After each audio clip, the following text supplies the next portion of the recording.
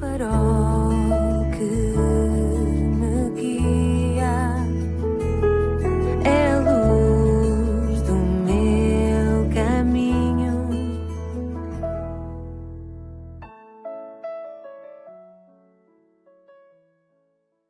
Sou o Carlos Oliveira e quero dar as boas-vindas ao programa Pedindo Luz na sua 120ª edição. O tema hoje é o que é a verdade. Pôncio Pilatos, governador da província romana da Judeia e juiz no julgamento a que foi sujeito o Senhor Jesus Cristo, fez esta pergunta: o que é a verdade? E é sobre a verdade e não os factos que eu quero falar hoje, pois há uma diferença. Os factos não são necessariamente a verdade, pois podem estar desfasados da mesma, como iremos ver no exemplo que mostrarei. Factos é o melhor que nós conhecemos no momento, mas sabe, por exemplo, que os níveis de confiança nas instituições estão muito por baixo. Segundo um estudo realizado entre abril e maio de 2021 pela DEC Proteste, em que foi pedido aos inquiridos que atribuíssem uma classificação de 1 a 10. O nível mais elevado é o do ensino público, com 6,9, manifestamente fraco. Surgindo em segundo lugar o Presidente da República, com 6,7, e as Forças Armadas e de Segurança, com 6,6 e 6,5, respectivamente. No polo oposto, com a avaliação mais baixa no gráfico de confiança, está o sistema judiciário com 4, o menor índice de confiança. Certamente que tens consciência de que todas as instituições estão hoje debaixo de ataque. O casamento, a família, a igreja, os tribunais, os órgãos de soberania. Ora, os níveis de confiança relativamente à verdade destas instituições estão muito baixos, distantes da verdade, do seu valor inerente, intrínseco, efetivo, real. E muitas pessoas perguntam: o que é a verdade? Elas interrogam-se sobre qual a verdade a respeito disto e de muita coisa, como por exemplo acerca do avião do voo MH370 que descolou da Malásia com destino a Pequim, na China, mas que desapareceu misteriosamente na madrugada de 8 de março de 2014 sem que saiba como. Dentro das páginas da Bíblia há relatos de luxúria e ódio, guerra e crime, tão maus quanto qualquer coisa que tenhamos lido na história. Chamam às Escrituras de Bíblia Sagrada. É sagrada porque diz a verdade. Diz a verdade sobre Deus, sobre o homem, sobre o pecado, sobre o diabo. E vemos nela que Satanás tudo tem feito para ser credível. As nossas revistas estão cheias de histórias de adoração encapotada e até direta a Satanás. Satanás tem os seus discípulos.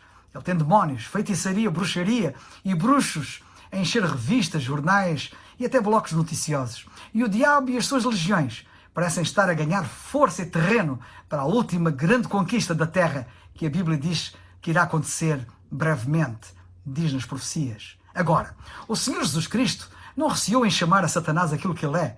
Ele chamou-o de mentiroso e pai da mentira. Ele disse-o porque não há verdade em Satanás. Quando Satanás profere uma mentira, ele fala do que lhe é próprio, fala de si mesmo, porque ele é mentiroso e pai da mentira, disse o Senhor Jesus Cristo, diz a Bíblia. No pedido de luz anterior, vimos como no Jardim do Éden Satanás promoveu o falso ensino do universalismo, quando, contrariando Deus, disse a Eva: certamente não morrereis. Ele colocou dúvidas na sua mente sobre a palavra de Deus. Disse à mulher: é assim que Deus disse, não comereis toda a árvore do jardim? Ainda hoje Satanás coloca dúvidas sobre a inspiração divina das Escrituras na mente das pessoas. As Escrituras têm autoridade? Elas são infalíveis? Sim.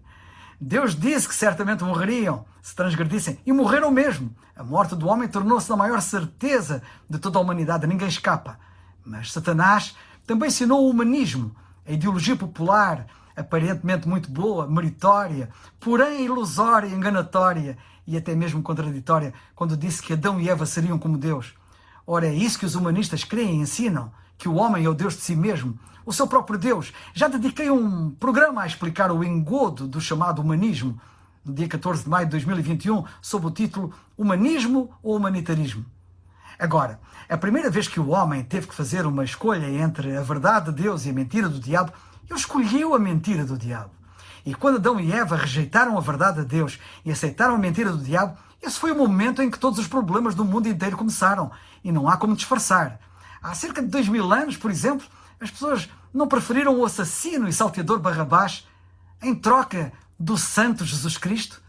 A nossa natureza pecaminosa muitas vezes fica do lado da mentira, do lado do diabo, em vez da verdade de Deus.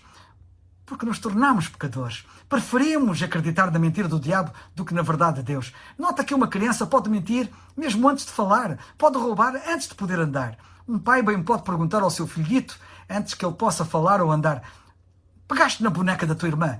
E ele, incapaz de falar, balanceará a cabeça negativamente. Ele mente antes de poder falar e ele rouba antes de poder caminhar. Agora, onde é que ele aprendeu a mentir e a roubar? Ninguém o ensinou. Ele nasceu com a natureza pecaminosa e por isso peca. A doença do pecado é hereditária. Nota que nós herdamos dos nossos pais e estes dos seus pais e assim por aí fora até Adão e Eva. A doença do pecado é uma doença que atinge toda a humanidade. Nenhuma pessoa no mundo está isenta do pecado. E é a doença do pecado que está no centro dos problemas do nosso mundo neste momento. O pecado toma o partido de mentira. Assim se compreende aquilo que irá acontecer um dia quando o anticristo se manifestar. Pois a Bíblia diz, em 2 Tessalonicenses capítulo 2, que o anticristo, com falsidade e mentira, será aceito pela humanidade então, pois esta prefere a mentira à verdade, como sempre. A Bíblia diz que as pessoas recusam o amor da verdade que as poderia salvar, abraçando antes o erro, a mentira, esquecendo-se que Deus a julgará por isso. A Bíblia diz em Romanos capítulo 1 que as pessoas se têm deixado degradar tanto que chegam ao ponto de mudar a verdade de Deus em mentira, entregando-se a paixões vergonhosas. É isso que temos estado a assistir, a ver cada vez mais na nossa atual sociedade. As pessoas veem a verdade como mentira e a mentira como verdade e a mentira está a destruí-las, seja no que concerne ao dinheiro, ao poder, ao sexo ou outras coisas. E fazem de tudo isto, incrivelmente, o seu próprio Deus. Quantos aceitam as mentiras do diabo, os sussurros de Satanás ao seu ouvido? É só uma pequena mentira. Não prejudicará ninguém. Experimenta esta droga. Vai para a cama com essa jovem. Faz isto, faz aquilo e encontrarás prazer e felicidade. É esta a forma de viver que está a ser oferecida a milhões neste momento. Porém, a fatura não é a da felicidade. É algo que termina em idade, que vai desde promiscuidade e iniquidade a fatalidade. E depois ainda há a hipocrisia religiosa, em que não poucos mergulham, procurando acalmar a consciência no que só traz insatisfação, frustração, desilusão e incerteza, pois é isso que toda a religião produz. Milhões vão à igreja sem ter qualquer relacionamento pessoal com Cristo. O que é que lhes serve isso? O único, Ele é o único que pode trazer essa real salvação e certeza. Infelizmente as pessoas preocupam-se em ter a religião que acham certa em vez de se preocuparem em ter o Salvador certo. Qual é a resposta? O que é que tu vais fazer? Voltaste para Cristo. Voltaste para a verdade. A verdade não é um conceito, uma filosofia, mas uma pessoa. E não uma pessoa qualquer, mas Jesus Cristo. Ele afirmou ser a verdade e ele disse que a verdade te libertaria da escravidão e dos grilhões do pecado. Ele disse que se fosses por ele libertado, serias verdadeiramente livre. Às pessoas que têm problemas em casa, ou problemas com drogas, ou álcool, com qualquer outra coisa, o Senhor Jesus Cristo disse aos que crescem nele: conhecereis a verdade e a verdade vos libertará. Ao creres no Senhor Jesus Cristo, creres na verdade que te vai libertar. Ele não é um logro, uma mentira, ilusório, enganatório, contraditório. Ele diz a verdade. Ele não disse que conheceríamos uma verdade ou qualquer verdade, mas a verdade. Geralmente, há verdades em todas as religiões e em todas as filosofias, mas ele é a personificação de toda a verdade. E só a verdade por inteiro te pode salvar. Realmente só ele te pode salvar. E Jesus, a palavra Jesus quer dizer Salvador. Se morreres sem Cristo, morrerás na mentira em que acreditaste e sobre a qual viveste. O Senhor Jesus Cristo morreu por ti, para que não morresses sem Ele.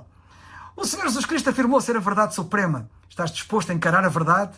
Jesus Cristo disse a verdade sobre tudo. Ele disse a verdade sobre o pecado. Ele disse que do interior do homem procedem os maus pensamentos e os adultérios e todos os outros pecados que nós cometemos. Todo o pecado sai do coração. A guerra vem do coração. As tensões e problemas familiares vêm do coração. A rebelião vem do coração. Somos assim por natureza. Não adianta aos homens andarem com panaceias que nada resolvem.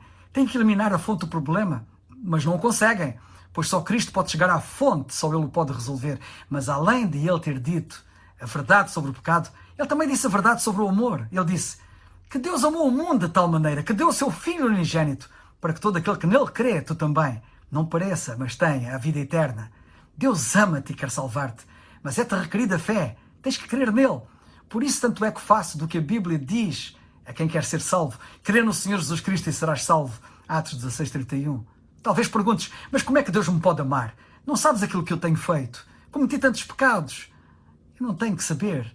Eu só sei que o que quer que tu tenhas feito, Deus te ama tanto que providenciou um meio de salvação. Ele ama os pecadores e Ele ama-te tanto que enviou o seu Filho à cruz para morrer, para dar a sua vida por ti e a ti. Ele fez-o por todos, mas sabe que Ele teria morrido se fosse a única pessoa no mundo inteiro.